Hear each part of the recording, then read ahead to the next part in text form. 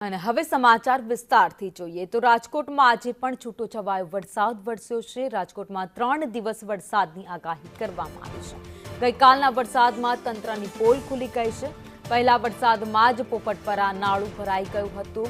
મહિલા કોલેજ અંડરબ્રિજમાં પણ પાણી ભરાઈ ગયા હતા। એસ્ટ્રોન ચોકમાં પણ પાણી ભરાયા। ચોમાસામાં વિકટ સ્થિતિ સર્જાઈ શકે છે।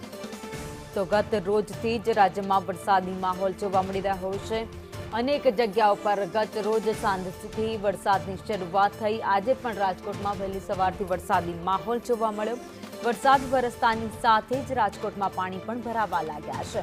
મહાનગરપાલિકાની પ્રી મોન્સૂન કામગીરીની પોલ પહેલા જ વરસાદમાં ખુલી ગઈ છે, કારણ કે પહેલા જ વરસાદમાં રાજકોટના પોપટપરા નાળામાં પાણી ભરાઈ ગયા। તો મહિલા કોલેજ અંડરબ્રિજ આવેલો છે, આ સાથે જ એસ્ટ્રોન ચોક નાળું આવેલું છે, ત્યાં પણ પાણી ભરાઈ ગયા હતા। લોકોને પાણીમાંથી અવરજવર કરવી મજબૂર બન્યા હતા।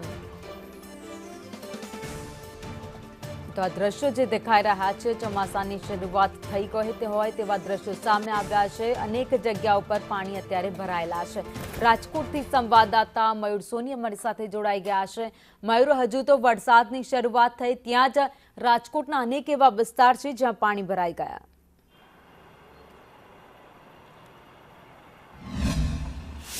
ભાવિની ગઈકાલે લગભગ પોણા કલાકની અંદર 3 ઇંચ જેટલો તોફાની વરસાદ રાજકોટ શહેરના અલગ અલગ વિસ્તારની અંદર વરસ્યો હતો। રાજકોટ 3 ઝોનમાં વહેંચાયેલું છે, એટલે પૂર્વ ઝોનની અંદર લગભગ 1.5 થી પોણા 2 ઇંચ જેટલો વરસાદ હતો અને સૌથી વધારે પશ્ચિમ ઝોનની અંદર પોણા 3 થી 3 ઇંચ જેટલો વરસાદ વરસ્યો હતો। પરંતુ આ વરસાદના કારણે મહાપાલિકાના તંત્રની પોલ છે તે ખુલી ગઈ છે। આપણે આ જે દ્રશ્યો જોઈ રહ્યા છો એ રાજકોટના સૌથી નીચાણવાળા ગણાતા પોપટપરા રેલનગરને જોડતા નાલાના છે।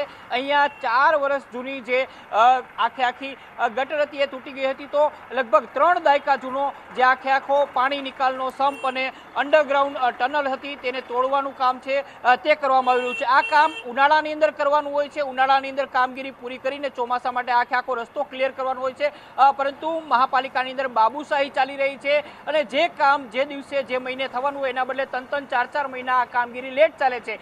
ગઈકાલે આખો વિસ્તાર જાણે ટાપુમાં ફેરવાઈ ગયો હોય એ પ્રકારના દ્રશ્યો જોવા મળ્યા હતા, કારણ કે આખો વિસ્તારની અંદર અવર જવરનું જે નાલું છે એ બંધ કરી દેવામાં આવ્યું હતું। એનું એકમાત્ર કારણ વરસાદી પાણી અને અહીંયા આ પ્રકારની જે પાઇપલાઇનો છે તેની કામગીરી હતી। 3 દિવસથી આ કામગીરી શરૂ કરવામાં આવી છે અને આ કામગીરી પૂર્ણ થતા હજુ પણ 15 થી 20 દિવસ થશે। જો આ કામગીરી 1 મહિના પહેલા પૂરી કરી હોત તો ચોક્કસ રાજકોટવાસીઓને એટલી હેરાનગતિ ના થઈ હોત।